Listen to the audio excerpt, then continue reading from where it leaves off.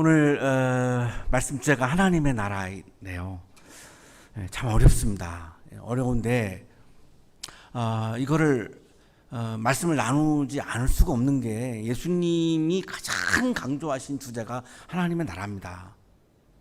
사실 우리가 자꾸 딴 거를 얘기하는데 성경을 읽어보면 예수님이 하나님의 나라를 말씀하신 게 한 90회 정도 됩니다. 첫 설교의 주제가 또 하나님의 나라고, 기도 제목도 나라가 임하시오며 하나님 나라고, 제자훈련도 너희가 하나님 나라를 전파하라, 제자훈련의 내용도 하나님 나라고, 승천하시기 직전에 40일 동안 제자들에게 가르친 것도 하나님의 나라고, 그냥 온통 하나님의 나라에서 관해서 말씀을 하셨는데, 사실 우리가 굉장히 좀 소홀히 여기는 부분이 있습니다. 그 이유는 너무 어렵기 때문입니다.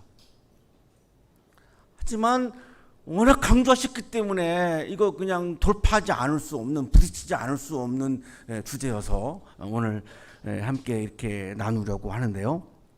하나님의 나라 그러면 여러분 무엇이 떠오르십니까? 많은 분들이 아마 죽어서 가는 천당 이렇게 떠오를 것 같습니다. 한국에, 특히 한국의 그리스도인들은 하나님 나라 그러면 죽어서 천당 가는 거, 어떤 분들은 내가 신앙생활하는 목적 자체가 나 죽어서 천당 가려고 이렇게 말씀하시는 분들도 있을 정도니까 하나님 나라 그러면 그냥 죽어서 가는 천당. 그 이유가 우리가 오늘 읽고 있는 마가복음에서는 하나님의 나라라고 주어 표현하고 있고, 마태복음에서는 이거를 하늘나라 이렇게 바꿔서 말합니다. 하늘나라. 그러니까 천국이죠. 하늘나라, 한자어로 말하면. 그러니까 자꾸 죽어서 가는 천당을 떠오를 수밖에 없어요. 근데 죽어서 가는 천당을 우리가 본 적도 없고, 그러니까 이게 정말 어려운 거죠. 이거 너무너무 애매하고 참 힘든 겁니다. 하지만 예수님께서 가장 설교하시고 말씀을 전하시면서 가장 강조하신 주제가 하나님의 나라이면서, 그런데 예수님 정작 본인은 하나님의 나라는 이런 거야 라고 정의를 내리시지 않았어요. 그래서 우리가 어려운 거예요. 정의를 딱 내려줬으면 그냥 우리가 그걸 따르면 되는데 한 번도 그런 말씀 하지 않았어요. 하나님의 나라는 이거야 이렇게 정의 안 내리시고 비유로만 말씀하셨어요. 비유로 말씀하시니까 정확한 이렇게 개념 규정을 하기가 어려운 거예요. 다 사람마다 또 이 비유에 대한 해석이 다르다 보니까 이게 굉장히 어려운 거죠. 왜 예수님은 하나님의 나라를 분명하게 딱 이렇게 규정을 안 하셨을까? 아마 그 당시의 사람들은 누구나 다 그냥 이렇게 공감하고 동의하고 하는 이런 개념이 있지 않았을까 이렇게 추측이 됩니다. 그러니까 굳이 정확한 개념을 말씀하실 필요가 없었겠죠. 자, 그러나 우리는 수천 년이 지나간 우리들은 여기서 지금 이게 그들과 다른 거죠. 그 당시 예수님의 말씀을 들었던 사람들하고 다르기 때문에 하나님의 나라를 그들은 다 개념화되어 있었는데 우리는 이게 안 돼 있으니까 굉장히 거리감이 있을 수밖에 없어서 굉장히 다양한 얘기도 나오고 뭐하고 좀 이렇게 되어서 참 알기가 어려워졌습니다. 자, 그래서 이럴 때는 우리가 전문가들의 도움을 받을 수밖에 없습니다. 예수님이 직접 하나님의 나라는 이런 거야 정의를 안 내리셨기 때문에, 그래서 많은 신학자들이 이걸 연구한 거예요. 예수님이 말씀하신 하나님의 나라가 그러면 어떤 나라지? 뭐지? 연구를 한 거예요. 전문가들이, 신학자들이. 그래서 어렵죠 물론. 그래서 몇 사람들만 일단 좀 함께 소개를 하려고 하는데, 우리 1학년들 어려우면 그냥 한 귀로 듣고 한 귀로 흘리세요. 이거 중요하지는 않아요. 하지만 이게 전문가들의 도움을 또 안 받을 수가 없기 때문에 하는 거니까 들어보시고 어렵다 그러면 그냥 한 귀로 듣고 한 귀로 흘려요. 두 귀로 들었으면 또 두 귀로 흘리면 돼요. 괜찮아요. 중요한 거는 오늘 성서 본문이에요. 이따가 이제 들어가서 거기서는 그러니까 집중하시고, 이거 관심 있는 분들은 또 귀담아 들으실 거예요. 그래서 이제 참고하시라고 말씀을 드리는데, 어거스틴이라고 하는 사람 여러분 들어보셨을 거예요. 아구스티누스라고도 부르죠. 성 어거스틴이라고 부르잖아요. 굉장히 방탕한 삶을 살다가 회심해가지고 이제 성자가 된 분인데, 이분은 하나님의 나라가 뭐냐? 교회다 이렇게 얘기해요. 그러니까 많은 분들이 또 동의를 못합니다. 예, 교회가 하나님의 나라처럼 보이지만 막상 교회 가보면 다 그런 건 아니지만 막 교회에서 막 싸우기도 하고 뭐 갈등도 있고 뭐 시기 질투도 있고 경쟁도 있고 막 어떤 교회는 막 강목 들고 막 예배 시간에 막 싸우기도 하고 그거 보면서 이 하나님의 나라라고 이 납득이 안 가죠. 어떻게 납득이 가겠어요, 그게. 또 우리 여기 중고등부 다녔던 우리 친구들 교회 가서 이게 평등하지 못하다, 정의롭지 못하다, 뭐 차별이 있다 이런 거 느낀 분들 분명히 여기 있을 거예요. 그래가지고 교회 가서 상처받아가지고 난 교회 안 다닐래 한 사람들 여기 분명히 있어요. 상처받은 사람들, 교회 가서 막 교인들로부터 상처받은 사람들. 상처 주는 데가 하나님의 나라라고 동의 못하죠, 도저히. 하나님의 나라는 상처가 싸매어지고 치유하는 곳이지 어떻게 상처를 주는 데가 하나님 나라겠어요. 근데 교회 가서 상처받은 분들이 여기 있거든요, 지금. 딱 내 눈에 지금 두 분이 들어오고 있어요. 예. 이런 말 할 때 딱 표정 보면 나타나거든요. 예. 예. 이게 한 40년 목회하면요, 이런 게 보이거든요. 예. 그러니까 이게 동의가 안 되는 거죠. 그래서 이제 또 다른 신학자들이 이거를 이제 받아들일 수 없으니까 다른 주장을 할 거 아니겠습니까? 주로 이제 자유주의 신학자들이 이제 대답을 하는데, 이제 슐러 에르마 같은 사람은 자유주의 신학의 아버지라고 불리우는 사람인데, 이분은 아주 파격적인 주장을 해요.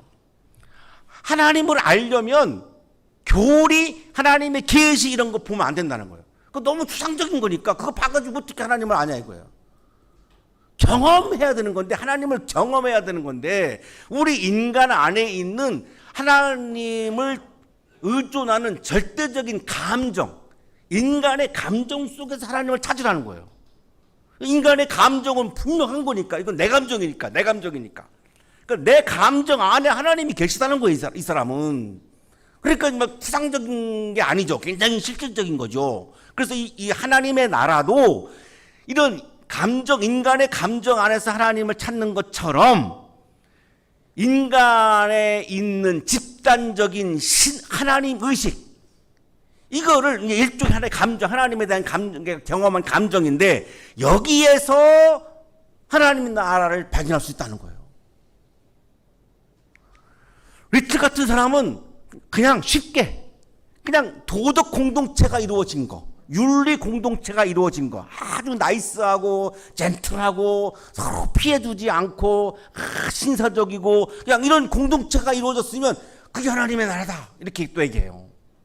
뭐 이해하기는 쉬운데 받아들이기는 어려워요. 여기 영적인 게 전혀 없거든요. 그냥 윤리만 있고 도덕만 있다 보니까. 하락 같은 사람은 말씀이 내 영혼 안에 들어와서 그 말씀이 나를 주장할 때의 그 내적인 힘, 이거를 하나님의 나라라고 얘기해요. 그리고 이제 뭐 이제 정치신학, 해방신학, 민중신학, 이제 이런 신학들이 나오는데, 이분들은 아예 그냥 이상적인 사회를 이루어가는 거. 우리가 살아가면서 우리 사회 안에 있는 많은 문제들 중에 뭐 인권 문제, 뭐 이런 노사관의 문제, 뭐 환경 문제, 이런 많은 문제들이 있는데, 우리를 불행하게 만드는 문제들인데, 이걸 다 그냥 해결한 거. 예를 들면은 뭐 토마스 민처 같은 사람이 이제 대표적인 사람인데, 아예 이분은 교회하고 수도원을 다 팔라는 거예요. 다 팔아가지고 가난한 사람들 나눠주라는 거예요. 그게 진짜 믿음이다, 이렇게까지 얘기해요. 그만큼 이 세상 안에서의 이상적인 사회를 이루어가면 그게 하나님의 나라다, 이렇게까지 주장을 하는 거죠. 동의하는 분들도 있지만, 저 같은 경우는 참 동의하기 어려워요. 왜냐하면 영적인 게 전혀 없기 때문에. 자, 그래서 오늘 우리는 이런 사회과학적인 관점, 철학적인 관점에서의 하나님의 나라가 아니라 성서의 관점, 그냥 본문 안에 있는 하나님의 나라만 함께 살펴보려고 하는 겁니다. 가장 권위 있는 거니까, 이 텍스트가, 성경책이 가장 우리들에게는 경전이니까 여기에서 말씀하시는 하나님의 나라가 뭘까? 이거 이제 궁금한 거고요. 이거를 살펴보려고 하는 거예요. 자, 그런데 예수님이 말씀하시는 하나님의 나라는 두 가지예요. 우리가 알고 있는 죽어서 가는 천당, 이런 미래적인 하나님의 나라, 종말론적인 하나님의 나라도 말씀합니다. 안 하는 게 아니에요. 합니다. 그런데 그것만 말씀하지 않고 현재 지금 여기에서 이 시간에 우리가 경험할 수 있는 하나님의 나라도 말씀합니다. 이거 우리가 이걸 소홀했던 부분이죠. 꼭 죽어서만 경험하는 게 아니라 지금 이 시간에도 경험할 수 있다는 거예요. 지금 여기 성가대원들 중에 하나님의 나라를 경험하는 분도 있고 거의 지옥을 경험하는 분도 있는 거예요. 같은 상황인데도 불구하고. 그냥 이거 막 내가 억지로 하는 사람들은 여기가 지옥인지 뭐겠습니까? 내가 막 기쁨으로 하는 사람들은 지금 여기가 천국인 거죠. 우리 채플의 가야금 명인이면서 유명한 대중가의 가수 한 분이 우리 채플에 참여하고 계시는데 오늘은 제주도 공연이 있어가지고 못 오셨네요. 이분이 저한테 채플에 오면 지상 천국이에요 그래요 저한테. 그분은 여기에서 지금 하나님 나라를 경험하시는 거예요. 매번 채플 때마다. 근데 못 경험하는 분도 있잖아요. 그러니까 똑같은 상황인데, 그러니까 예수님은 미래에 경험하는 하나님의 나라도 있지만 현재도 반드시 경험할 수 있다고 말씀하는 거예요. 그러나 하나님의 나라가 이런 나라야를 개념화하진 않아요. 정의 내리진 않는다는 거예요. 그래서 어려운 건데, 그럼 예수님은 뭘 강조하느냐? 중요하지 않아. 하나님의 나라에 대한 개념은 중요하지 않아. 우리가 다 신학자가 아니고 연구하는 사람들이 아니잖아요. 하나님의 나라를 연구하는 사람들은 신학자가 하는 거고. 뭐가 중요하느냐? 하나님의 나라에서 사는 게 중요한 거죠. 내가 하나님의 나라에서 살아야 하나님 나라의 기쁨이 있잖아요. 그럼 내가 기쁨이 있어야 나에게 오는 슬픔과 어려움도 내가 이겨낼 수 있잖아요.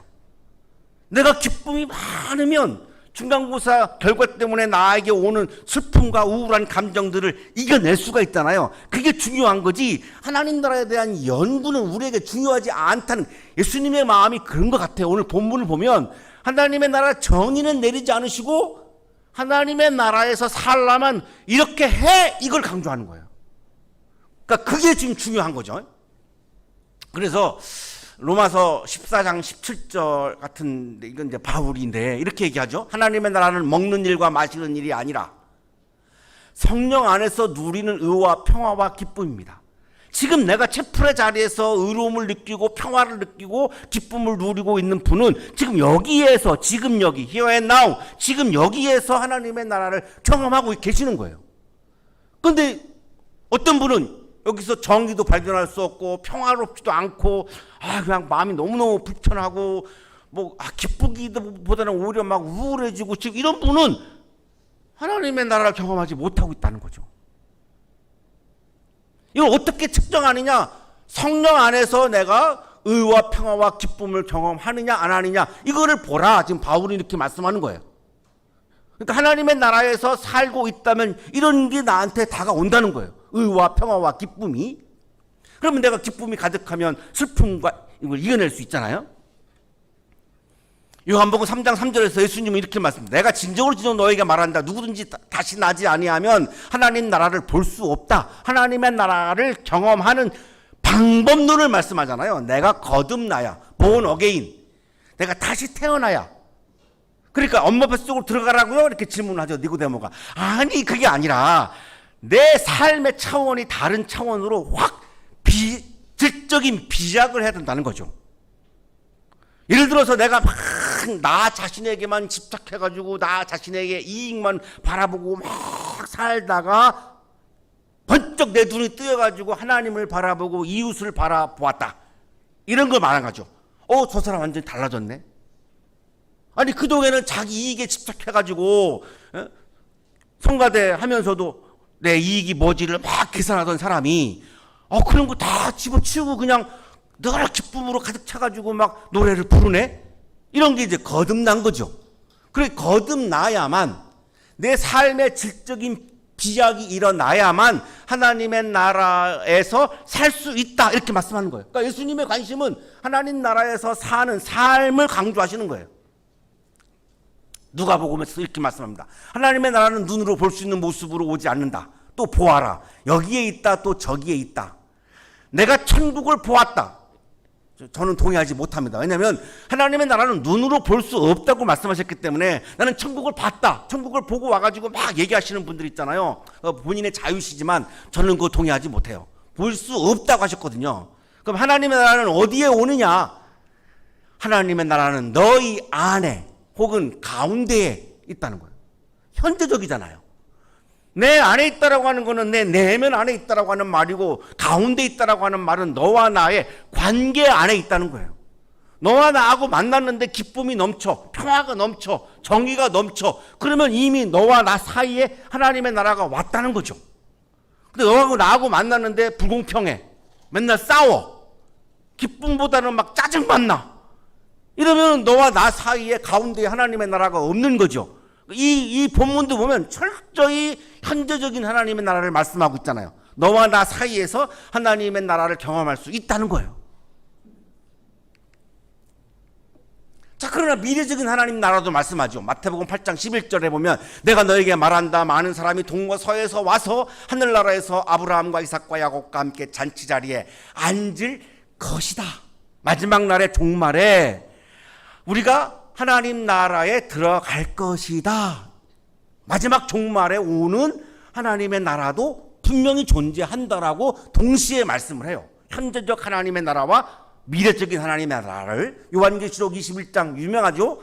나는 새하늘과 새 땅을 보았습니다. 이전의 하늘과 이전의 땅이 사라지고 바다도 없어졌습니다. 완전히 새하늘과 새 땅이라고 하는 새로운 세계가 도래한다는 거예요. 언제? 미래에, 종말에. 이게 미래적인 하나님의 나라예요.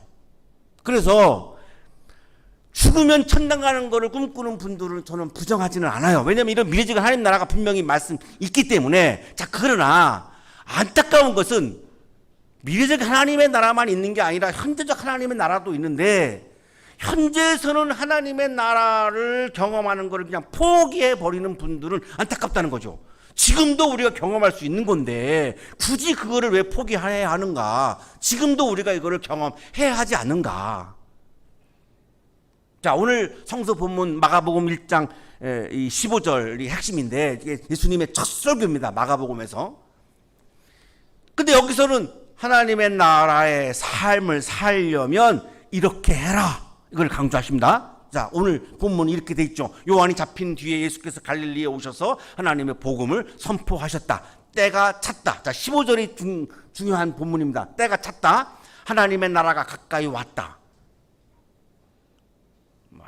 와닿지 않죠? 나라가 나한테 온다? 대한민국이 나한테 옵니까? 미국이 나한테 옵니까? 이게 무슨 이야기가 어렵죠? 그 다음에 죽어서 천당 간다라고 하는 거하고는 완전 반대예요. 온다는 거예요. 내가 가는 게 아니라 하나님의 나라가 나한테 온다는 거예요. 온다는 거죠. 회개하여라, 복음을 믿어라. 요거는 이해가 가죠. 하나님 나라의 삶을 살려면 두 가지를 해야 되는데, 하나는 회개하라, 하나는 복음을 믿어라, 이거예요. 이거 아주 간단해요. 이거는 정말로. 예, 이것도 설명을 말씀을 드리겠지만, 자, 일단 하나님의 나라가 어떻게 가까이 오지?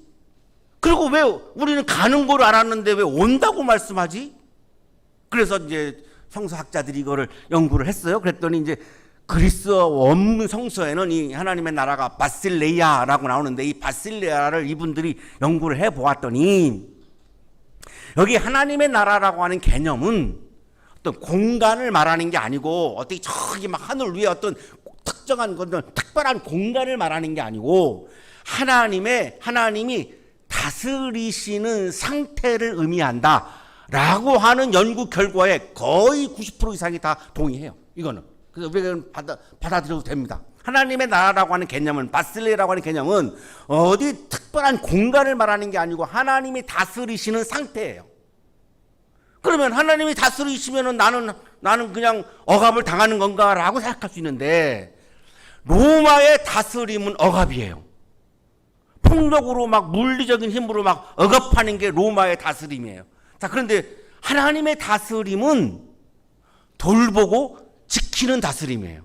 잘 생각해 보세요. 우리 창세기 말씀 나눌 때 하나님의 정원사라고 하는 우리가 말씀을 나눈 적이 있어요. 거기 하나님 창세기에 나오는 다스리다, 지배한다라고 하는 이 단어는 돌보고 지키는 것이다라고 하는 걸 우리가 아마 이미 말씀을 나눈 적이 있어요. 우리는 일제시대와 6.25를 겪어가지고 다스린다 그러면 자꾸 노예를 생각하는데, 성서에서 말씀하시는 다스린다라고 하는 말은 물리적인 힘으로 내가 너를 제압하고 억압한다라고 하는 의미가 전혀 아니에요. 그거는 로마의 폭군들이 하는 다스림이고, 성서가 말씀하시는 진정한 다스림은 리더가 사람들을 돌보고 지켜주는 게 다스림이에요. 그러면 로마의 다스림과 하나님의 다스림은 완전히 달라요. 현재 유대인들은 로마의 다스림 가운데 있어요. 그러니까 막 폭압적으로 막 억압하고 하는 다스림 가운데 있어요. 그러니까 지옥이에요. 그런데 하나님의 다스리는 나라가 온다는 말은 이제 로마 황제가 다스리는 나라가 아니라 하나님이 다스리시는, 우리를 돌보아주고 지켜주고 케어해주고 따뜻하게 우리를 돌보아주는 그 다스림이 도래한다는 거예요. 누구한테? 나에게. 그러니까 이게 사람들한테 기쁜 소식이었기 때문에 이거를 복음이라고 부르는 겁니다. 그 전까지는 로마 황제의 통치를 복음이라고 불렀어요. 유반겔리온이라고. 자, 그런데 이 설교 이후에는 사람들이 예수님의 말씀이 복음이네? 이렇게 받아들이기 시작하는 거예요. 그거를 딱 바꿔놓은 본문이 오늘 본문이에요. 거기서 하나님의 나라가 가까이 왔다라고 하는 이 말씀이 그래서 굉장히 중요한 거죠. 자, 그런데 가까이 왔다라고 하는 단어는 그리스 원문 성경에는 앵기켄이라고 됐어요. 앵기켄.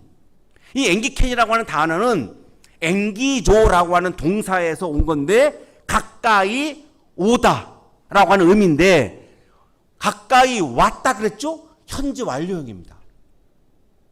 현재 완료형이니까 미래에 오는 하나님의 나라가, 하나님이 다스리시는, 우리를 돌봐주고 지켜주시는 하나님의 나라가 미래에 도래할 건데 예수님을 통해서 이미 그 나라가 시작되었다는 거예요. 현재 완료는 시작되었는데 완성은 안 된 거잖아요. 지금도 계속 과정에 있는 거죠. 계속 이루어지고 있는 겁니다. 지금도 현재 완료이라고 하는 의미는. 그러니까 하나님의 나라는 이미 예수님에 의해서 시작되었어요. 그런데 아직 끝나지 않았어요. 완성이 안 됐어요. 그건 또 미래에 하나님의 나라가 존재하기 때문에. 자, 시작되었으니까 지금 우리가 여기서 경험할 수 있는 거죠. 이미 시작되었잖아요. 그러니까 우리가 경험할 수 있다는 거예요. 예수님의 말씀은 죽어서만 경험하는 게 아니라 지금도 경험할 수 있다는 거예요. 그래서 이제 그 다음에 어떻게 그러면 이거를 경험하느냐를 말씀하는 거예요. 첫째, 회개하라는 거예요. 회개라고 하는 단어는 그리스 원문 성경의 메타노이아인데 생각을 바꾸는 거를 말해요. 내 삶을 완전히 180도 바꾸는 거를 말해요. 돌이키는 거예요. 여러분, 그 교회 다니시는 분들은 회개 그러면 막 교회 가서 막 기도 시간에 막 울고 뭐 이렇게 막 하는 거를 떠올리시는데 그 회개가 아니에요. 그건 반성이에요. 반성. 그건 반성이고, 회개는 그게 아니에요. 내가 추구하던 거를 바꾸는 거예요. 내가 그동안 욕망을 추구했어요? 내가 이제 욕망을 추구하지 않고 사랑을 추구하는 삶으로 내가 바꾸는 거예요. 여러분이 1등을 추구했어요? 1등보다 내가 정의로움을 추구하는 거예요. 이거 바꾸는 거예요. 이거를 그냥 별거 아닌 거로 여기는 거예요. 나 자신에게 막 집착해가지고 다 계산하고 누군가를 이용하려고 하고 막 이렇게 했던 거를 희생도 할 줄 알고 양보할 줄도 알고 사랑할 줄도 알고 차가웠던 마음이 따뜻한 마음으로 바뀌고 내 삶의 내용이 완전히 바뀌는 거를 메타노이아, 회개라고 그러는 거예요. 이게 해야지 하나님의 나라 안에서 우리가 지금 여기에서도 살 수 있다고 말씀하는 거예요. 김진이라고 하는 목사님이 요즘 돌싱 포맨인가요? 돌싱 포맨에 나와서 막 그 재밌는 토크 하시던데, 이 김진이라고 하는 목사님이 통째로 예수 읽기라고 하는 책을 쓰셨는데 이렇게 얘기해요. 회개는 사고방식, 가치관과 세계관을 바꾸고 삶의 방향을 180도 바꾸는 전적인 삶의 변화로서의 회개를 말하는 것이다. 내가 저 사람을 어떻게 내가 이용해서 내가 이익을 얻을까, 이런 마음을 가지면 하나님의 나라 안에서 살 수 없어요. 죽어뜯게라도 안 돼요. 그거는 안 됩니다. 안 됩니다. 어떻게 하면 내가 저 사람을 사랑할 수 있을까라고 고민하는 사람은 하나님 나라에서 삶을 살아가는 가능성이 시작된 사람이에요. 사랑해봐요. 기쁘잖아요. 아직 안 해봐서 모르죠. 안타깝게도 나는 많이 해봤어요. 많이 해봤어요. 저 와이프가 7번째 여자예요. 6번 시험당했어요. 제가. 사랑하면요 하루하루가 그렇게 기쁠 수가 없어요. 너무너무 해피합니다. 아쉬운 게 없고 부족한 게 없고 그냥 미치는 거예요. 그 여성에게 막 내가 미치는 거예요. 그냥 다 줍니다. 내 거 다 줘요. 다 줘. 그냥 3만 원 있으면 3만 원 주고 5만 원 있으면 5만 원 주고 다 주는 거예요. 그게 아깝지가 않아요. 그런데 사랑하지 않는 사람에게 내가 돈을 준다? 아깝지. 내가 왜 줘? 그렇게 그냥 하루하루가 막 날아갈 때처럼 행복한 거예요. 사랑해봐요. 그래서 연애를 해봐야 돼. 연애를 해봐야 이게 이해가 되는데 연애 안 해보면 이게 이해가 안 됩니다. 여전히 그냥 머리 굴리고 계산하고 살면 하나님 나라에서 사는 거 경험할 수 없어요. 죽을 때까지도 안 돼요. 시간이 많이 가서 두 번째, 복음을 믿으라는 건데, 복음은 유한겔리온이에요. 이 헬라 그리스어로. 이게 이 유한겔리온은 쉽게 말하면 로마 황제가 통지 보내는 걸 말합니다. 통지. 로마 황제가 전 세계에 있는 속국들한테 통지를 보내요. 그 통지가 전 세계인들을 구원하는 소식이다라고 믿고 살았어요. 전 세계인들, 로마의 시민들, 우리가 이집트를 이겼습니다. 이런 통지를 막 다 보내. 그러면 이제 로마 시민들은 그걸 보면서 막 기쁜 거야. 그래서 이게 기쁘니까 이게 기쁜 소식이야. 이거를 유한겔리온이라고 부른 거예요, 로마에서. 그런데 예수님이 오늘 이 설교를 하고 나서는 이게 바뀌어요. 로마 황제의 통지가 우리를 구원하는 게 아니라 예수님의 통지가 우리를 구원하는 거라고 바뀌어요. 설교를 잘 이해하신 분들은 지금 여기서 아멘을 안 할 수가 없었는데 잘 이해가 안 되시는 것 같은데 하여튼 어려운 거는 분명하니까 저도 이해합니다. 예, 저도 어려워요. 저도 어려워요. 전하는 게 너무 어려워요. 이 하나님 나라를 전하는 자체가. 하나님의 나라가 가까이 왔다라고 하는 예수님의 통지를 내가 믿고 받아들여서 내 마음에 확신이 차면 지금 여기에서도 하나님의 나라 안에서 살 수 있다는 거예요. 이 통지를 내가 믿고 따르면. 예수님의 통지 중에 가장 중요한 게 뭐죠? 하나님 사랑하라, 이웃 사랑하라입니다. 이게 가장 핵심 통지예요. 자, 그러면 내가 하나님을 사랑하고 이웃을 사랑한다. 이 통지를 내가 받아들이고 실천하면 지금 이 시간에 하나님 나라에서 살 수 있다는 거예요. 기쁨이 넘치니까. 하나님을 사랑하기 위해서 우리가 첩풀에 나오는 거고, 첩풀에 나와서 영적인 자극을 받고 다시 강의실에 가서 과에 가서 이웃을 사랑하라 그랬으니까 이웃을 사랑하고, 그렇게 하면 지금 여기에서도 캠퍼스 안에서도 하나님 나라 안에서의 삶을 살 수 있다는 거예요. 제가 한 분의 예만 드리겠습니다. 미우라 아야코라고 하는 분이 이 구멍 가게를 이제 하셨는데, 이분이 아주 선천적으로 친절하고 따뜻한 분이에요. 그러니까 장사가 너무 잘 됩니다. 장사를 잘 하려면 친절해야 되잖아요. 무뚝뚝하고 불친절하면 누가 거기 가겠습니까? 모든 거 다 그래요. 다 사람한테 친절해야 돼요. 연주자들도 사람한테 친절해야 돼. 그래야 그 연주 보러 와요. 차가우면 가고 싶지 않거든. 그러니까 막 사람이 막 미어 터지니까 어떤 일이 벌어지죠? 주변의 가게가 자꾸 문을 닫아요. 아까 이분이 이웃을 사랑하라고 그랬는데 나 때문에 막 문을 닫네? 아, 이건 아니지. 이래가지고 물건의 종류를 확 줄여요. 20가지였으면 10가지로 줄여. 그럼 10가지가 없잖아요. 이거 찾으러 오면, 손님이 오면, 아, 우리 가게는 없고요. 저 옆에 가게에 가면 거기에 있어요. 걸로 가세요. 이렇게 얘기해요. 그러니까 옆에 있는 가게들이 사을 하기 시작해. 근데 미우라 아야코의 가게는 수입이 줄을 거 아니에요. 수입이 줄으니까 시간에 여유가 생겨. 그래가지고 앉아가지고 틈틈이 소설을 써요. 그게 빈점이라는 작품이에요. 그래서 나온 게. 그래서 이게 세계적인 작가의 반열에 올라요. 이분은 거기에서 이미 하나님의 나라 안에서 살고 있었던 거예요. 기쁜 거죠. 그런데 욕망의 차원에서 나 자신의 욕망에만 집착하고 있으면 수입이 줄면은 막 화가 나는, 짜증 나는 거지 막. 이게 뭐냐고 막. 기쁘지가 않지. 근데 이분은 기뻤다니까요. 이게 가치관을 바꾸면 이런 놀라운 일이 일어나고 빈점이라고 하는 열매까지도 있다는 거예요. 이게 열매가 없는 게 아니라 하나님이 주시는 열매죠. 나에게만 집착하던 가치관, 세계관, 비전과 꿈을 예수님이 말씀하시는 하나님 나라 복음에 맞추어서 바꾸면 지금 여기에서 하나님 나라의 삶을 살 수 있다고 예수님은 오늘 말씀하시는 거예요. 하나님의 나라가 뭔지 몰라도 괜찮아. 그 신학자들이 연구하라 그래. 뭐 우리랑 별로 관계 없어. 하라 그래. 그분들은 또 그거 해야지 밥 먹고 사니까 하라 그러고, 우리한테 그게 중요하지 않고 하나님 나라 안에서 살면서 하나님 나라의 기쁨을 가득하는 게 중요해. 그래야 여러분 중간고사 결과가 나왔을 때 그 아픔과 절망과 슬픔을 이길 수 있다고. 자퇴 얘기 안 나온다고. 그래야 내 안에 기쁨이 가득해 그걸 이기지. 여기 막 주먹 쥐는 분도 있는데 본인을 다 알고 있어. 이게 지금 결과를 다 알고 있는 거야 이미.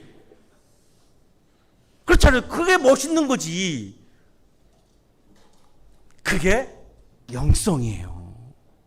하나님 나라 안에서 살아가는 기쁨이 가득해서 현실에서 오는 아픔들을 내가 이겨내는 힘, 이게 영성이에요. 그 영성을 채우기 위해서 채플의 자리에 나오는 거고, 이거를 실천하기 위해서 여러분 세상으로 나가는 거예요. 아름다운 이러한 영성과 지성이 충만해서 하나님 나라의 기쁨이 가득하고, 그 기쁨으로 세상에서 오는 아픔과 고통을 이겨내는 아름답고 멋진 그리스도인으로 살아가시기를 간절히 축원합니다.